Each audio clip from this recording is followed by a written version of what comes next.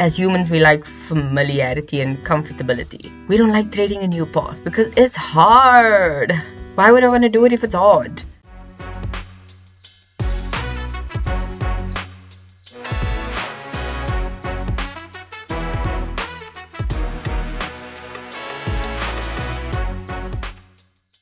Hello and welcome back to the podcast. I hope you are doing well. I realized I stole the intro for my podcast and used it for the YouTube, so I don't know if I have to come up with something else or if I can just say welcome, whoever you are, however you are, wherever you are, whenever you are listening to this. Welcome.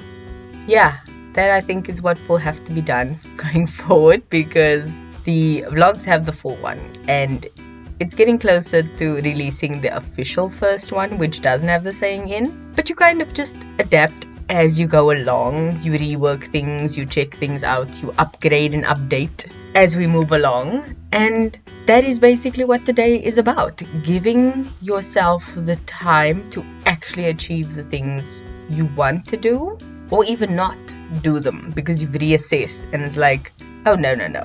Not today, not ever, no thank you. Like, that is what it is. So, please, take a seat, get a drink. It's not going to be too long, but it is going to be a nice little break for you. So, grab something, relax, and enjoy this episode. So, over the last few weeks, I've been going through a lot of ups and downs. And the second half of the year has started with 1st July on a Monday, which is like the perfect reset button, the perfect fresh slate, and everyone jumping on the bandwagon of this new start energy has been inspiring to say the least, and especially because I get into the vibe of things.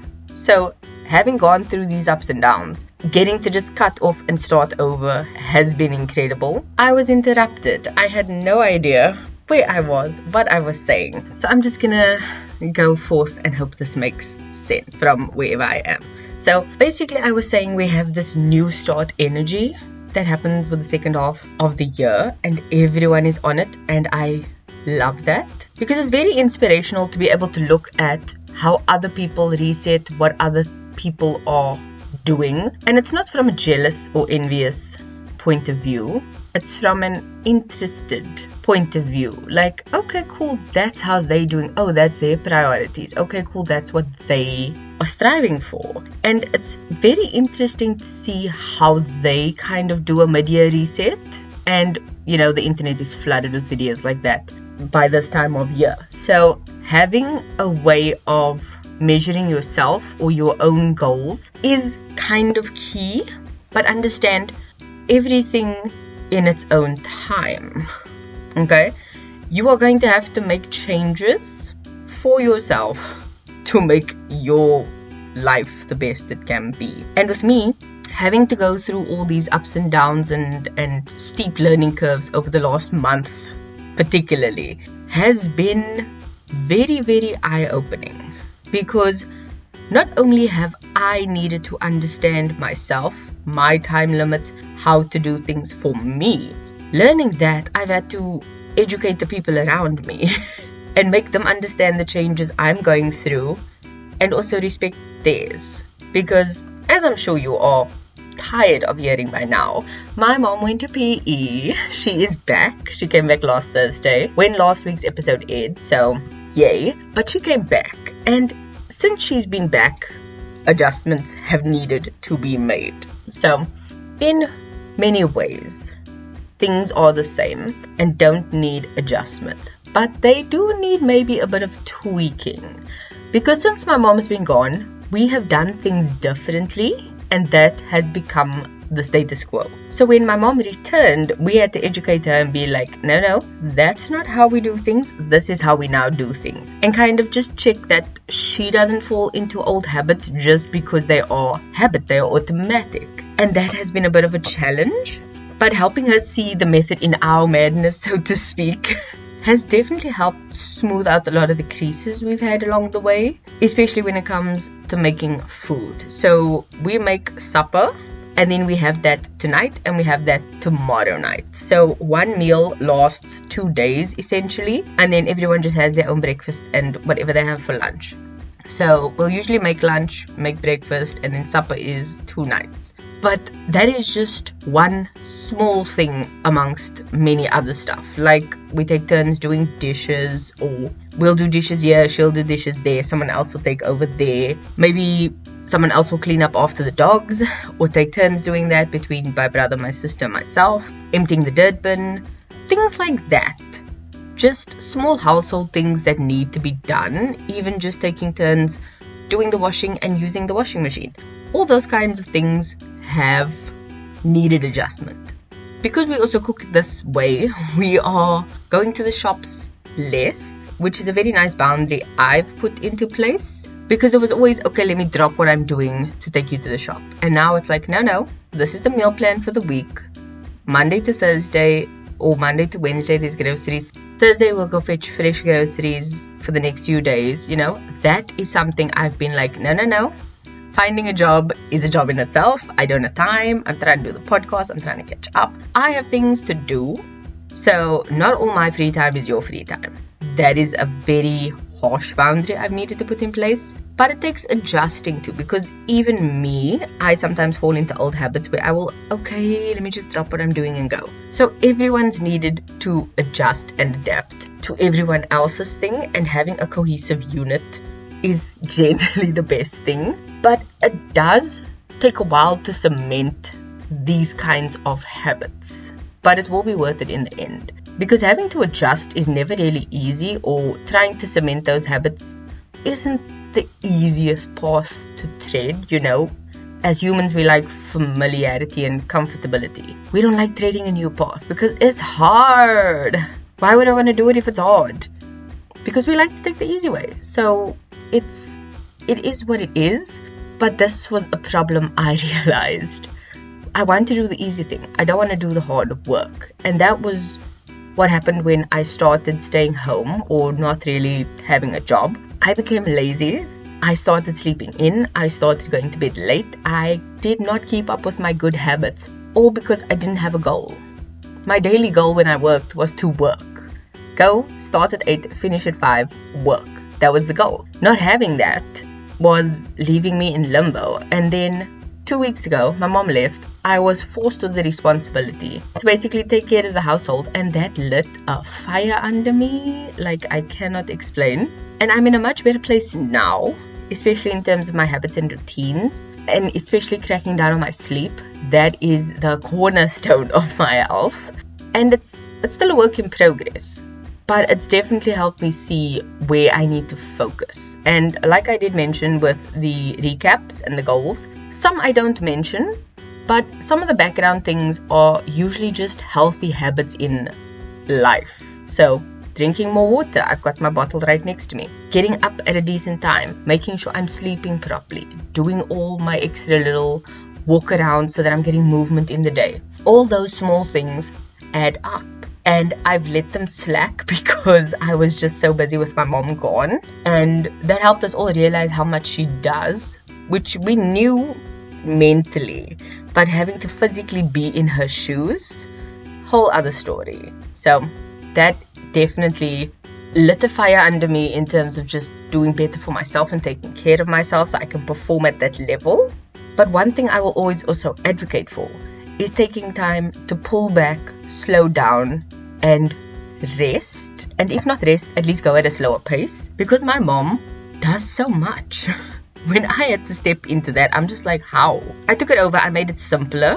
Because, like I said, meals over 2 days, not just every single day, all day, cooking, cleaning. That is uncalled for. In this day and age, with air fryers and ovens, no, I'm sorry, you don't need to stand over a stove. So, pulling back, reassessing, and understanding what you need to get done and what time frame you need to do it in is mind-blowing. And I actually had an epiphany the other day. Like, not even just a bout of clarity, no, a full full-blown epiphany. My mom came back the Thursday, and Friday we went out to Cape Gate, one of my favorite malls, to do what we needed to do. So she had errands to run, we had groceries to buy, just all sorts of small things. And we sat down by Rocco Mama's and had lunch. And while she was speaking, I had this epiphany on the why of my life. And I'm not going to share it here. Besties can ask me privately and I'll answer. But figuring out the why of my life I don't know why I never knew it, but now I do. And now that I have the clarity of my why in life, I need to figure out how to get there. I know why I want to do something, or why I want the life I want. And my why is finally strong enough. Now I just need to go for it. And this is going to be a whole other episode in and of itself. But slowing down and pulling back and living in the sabbatical, if I can put it that way, has really helped me gain clarity. And I would encourage everyone to do it. Like, it is such a fun thing to do. And it's not easy. It's by no means easy. But it is a very simple thing to do. Just slow down. See what happens. Like I said, it's a story for another time. But what I want to highlight is enjoying your downtime.